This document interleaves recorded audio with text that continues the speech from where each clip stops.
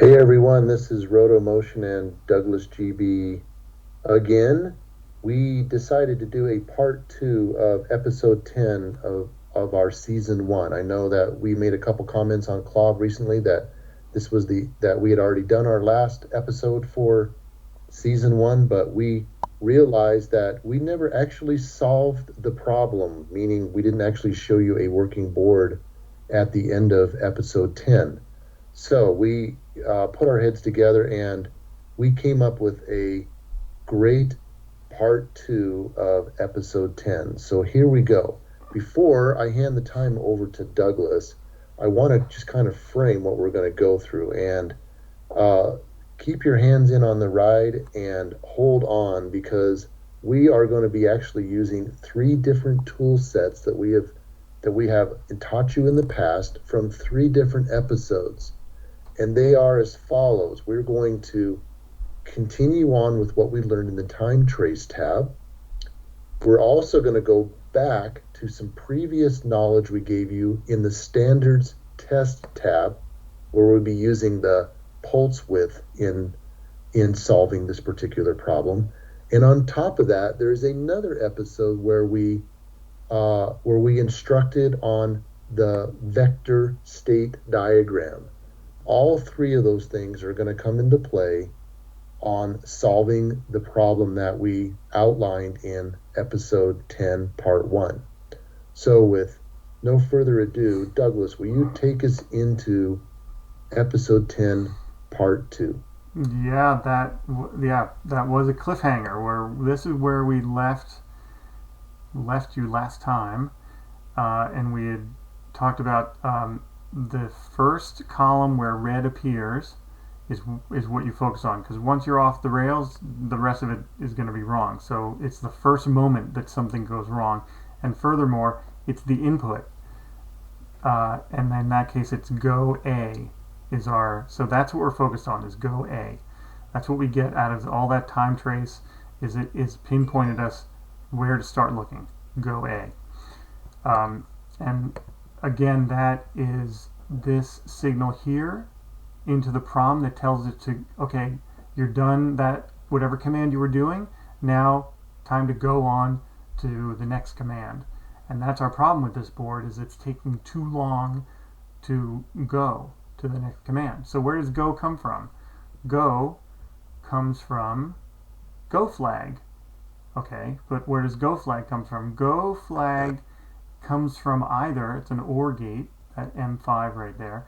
That's an OR gate that comes from either the center flag latch or the vector flag latch, because what those are doing, they're constantly being fed this 12 megahertz clock pulse. You can see pin 12 and pin 4 are clock, which is 12 megahertz. So that's as fast as anything on the board is running. That's the main clock.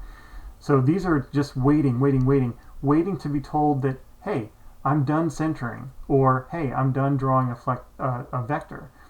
And as soon as they get that message, the clock will make these latches flip or flop, depending on the input coming in.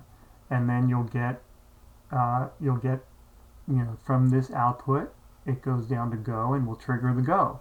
Or from this output, it'll go and make the go. So what they're missing, they have the clock, but they're missing this stop signal. Well, not missing entirely. It's there because it does eventually, proceed and halt, but it's just taking too long for stop to occur. And if we look back where stop comes from the vector timer, which kind of makes sense because the timer is what delays things. So, like, remember we said center had that extra argument that told it how long to wait so that the beam could make it back to the middle of the screen. Well, when you're waiting, the thing on the board that lets you wait is the vector timer, whether you're waiting for center or waiting for a vector, like a long vector, to be drawn. So So can you remind us, Douglas, the schematics never say go A, and the time trace tab clearly says go A. Can you help us reconcile that again, just so that we're reminded of why that is? Yeah, that's this length of signal right here from on Space Duel. It's N5 pin 10 going into pin 15 of the prom. It's always pin 15 of the prom. It doesn't have a name. Atari didn't give it a name, so Fred made that up. It's called Go A because it's a combination of that Go signal that we just looked at, um, as well as like the latched halt signal. They combine. If either one is true, then it goes. Um, so yeah, that's where Go A comes from. Okay. And here's the that half of it that makes Go A through N5. Here's Go. Um, okay, so what we can infer is our stop is is late because something is wrong in the vector timer, and that's what when values are loaded in here and these cascade to each other to just like burn up some time, and when they're done burning a certain amount of time, they can be loaded with with um, certain values, and then they just count, and then when they're done counting, all the outputs from these timers are combined, and it's kind of a messy it's not messy, it's just really kind of difficult to understand, but the end result is that it generates this stop signal that, as I explained, tells these guys, hey, you're done, so it's time to go on to the next thing. So it's weird that the stop causes a go, but that's the way it works. So what do we do about it? Well, we can, as John said, we can go back to our standard test, and one of them, it is actually this one, VG Center. In the notes, you'll see, we've this is where we started, and we have a problem that it's taking too long. But further down in the notes, this test can also be used. It says if it does not halt. Well, normally if the vector timer is faulty, it never makes that stop signal, and therefore never generates the go that makes the prom eventually get to halt. Our case is kind of unusual in that it is doing it, just taking too long. So this VG is halting, but we're still going to finish reading this sentence and these rest of these notes, because what they let us do is check the vector timer pulse widths, and we can go and check. So pulse width is just measuring the time. Instead of measuring the time it takes for the whole thing to come back to halt, we're going to measure the time for each point along the way through the vector timer. And that's what these are. That's what this list has, is the output of the first vector timer, and it has the pins for Space Duel, R6 pin 13. So that's right here. Output B of R6, that's the first output that gets used of this chain in the vector timer. So we're going to go measure that and see, okay, at least here, are we still okay, or are we already off the rail? And the way you do that is by taking, instead of normally it's the start that's clipped onto the halt tab, and that's what you're measuring, is how long it takes to get to halt. We're going to switch it to data, which means we're going to use our data probe to gather that pulse width. So now, wherever we have our data probe, whatever pin that is touching, that's the pulse width it's going to measure. So let me make sure I can summarize this for our listeners, because we're getting pretty deep already. So in effect, we're going to be checking the timer outputs along the way in the vector timer, and our goal is to trap the faulty chip as we cruise through the vector timer cascade. That's exactly right. Yeah, yeah. And we're using the same standard test, but instead of measuring the entire process by from start to halt, we're going to switch to to measure those interim spots along the way, just as you said. Yeah. And there's a vector timer in every vector game. These notes have the pins for Space Duel. They were gathered from a known working board. So yeah, now we can just go and run this test, loop it, because why not?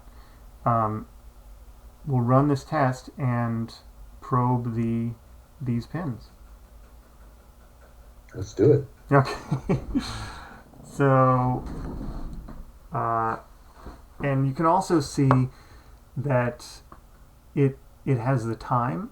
So this first one is going to be, we're looking for 0.017 and a positive instead of, you can see you have both negative and positive pulse widths. That's just whether you're coming back to high or coming back to low. So R6 pin 13. Here we go. R6 pin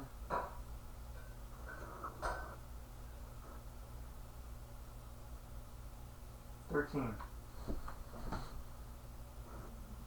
What do we got? There it is on the right. Positive pulse width is 0.17, which is pretty close. So I'm going to say that's good. Okay, let's do the next one. Yeah, so there's no, unlike like other parts of the tester that will call out the pin or give you a tone or something like gathering the trace. This is a purely manual process, so you have to probe and then look at the results and see what you get. So the next one is pin R6 pin 12. Pin 12, thank you. So there we go. That's pin 12, and we're pretty dang close. 0.32. Yeah, and these will vary, a little bit because the crystal maybe is a little out of spec, or all the things between where you're measuring and back all the way to the crystal. There's a lot of stuff in between. So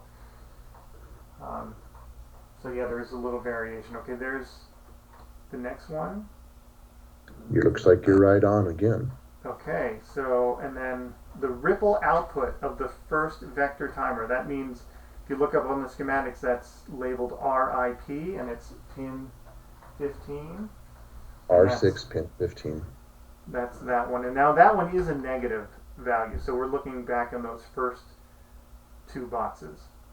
But again, you're right on. So right on. I just want to call out just, a little bit of the obvious here, but we've gone through all those pins in those notes, and they're a match. Mm-hmm. So for all intents and purposes, guys, R6 is a good chip. Yeah. Yeah. And we didn't probe all the pins. We don't need to.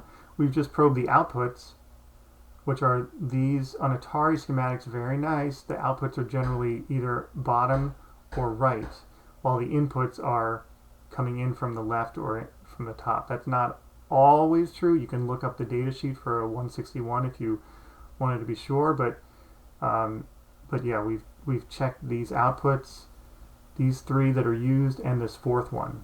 So if they're good, then it's on to the next chip. So that'll be P6, and we'll I'll start these out a little bit quicker. Oh, great. All right.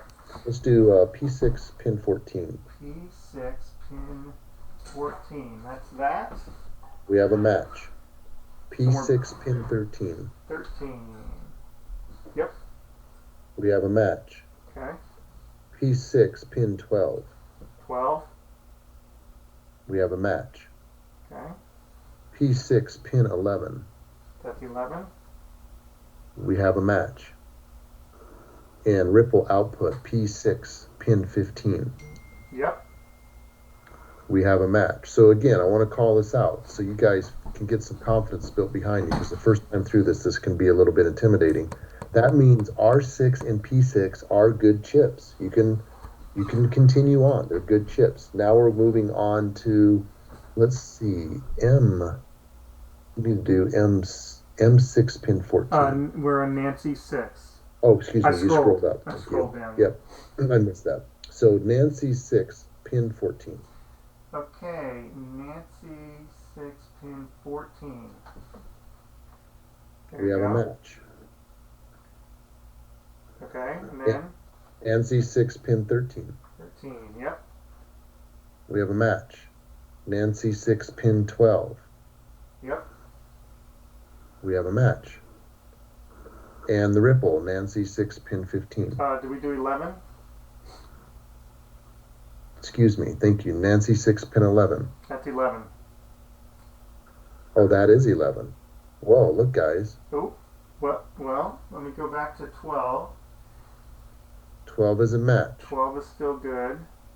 Nancy 6 pin 11. Next one is 11 and We nothing. have a problem. That's not a match. Yeah. Just for fun, let's do Nancy 6 pin 15. 15, that's 15. Okay. So we are And getting, it was a match. We verified that twice. yeah. So we have a smoking gun here, right? N6 pin 11. Yeah. And we could go on if we wanted to. But that in my book, that's enough. I mean, and it's interesting. A couple things are interesting here. The ripple output is still good, right? That's N6 pin 15. That's here, which is probably why this thing still works. Even though it's slow and late, it's not completely broken because you still get your ripple output. But the problem is that with N6 pin 11 being wrong, what happens to N6 pin 11? It goes back and feeds into the input of this chip. So that means it's telling this chip the wrong number to count from. That's what these inputs are, is when this chip is loaded, it loads a certain number into itself, and that tells it where to start counting. So if that starting number is wrong, then it's going to take too long to count, or it'll count too quickly. But either way, it's it's wrong. So that's the deal. If that output is wrong, I would replace N6. So just for fun, Douglas, let's fix N6. Okay, hold on. Just a sec. Take a couple readings and let's go back to center and see where we're at. Okay, so you're saying I should swap out I should swap out that chip? Yeah, swap out that chip. Okay. So fix 11. I have now swapped out that chip. So do you want to take more readings or just go and try the test again? Just so our listeners can see, let's do N6 pin 11 again. Let's just make sure we have a match. Okay, N6 pin 11. Here's 11. Oh, it is indeed fixed. Look at that. The numbers are matched again. So excellent. So now let's go all the way back to center and see how our time looks. Okay, so to do that, switch that back to the start probe and then run. Hey, it's fixed. There you go. We have solved the board.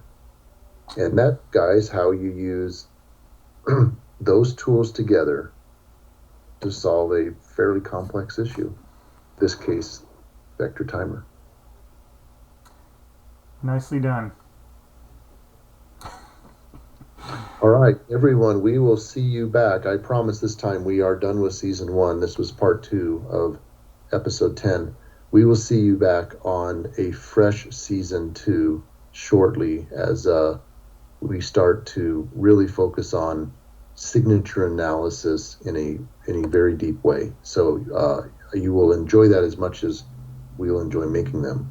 So we'll see you next time in season 2. Goodbye.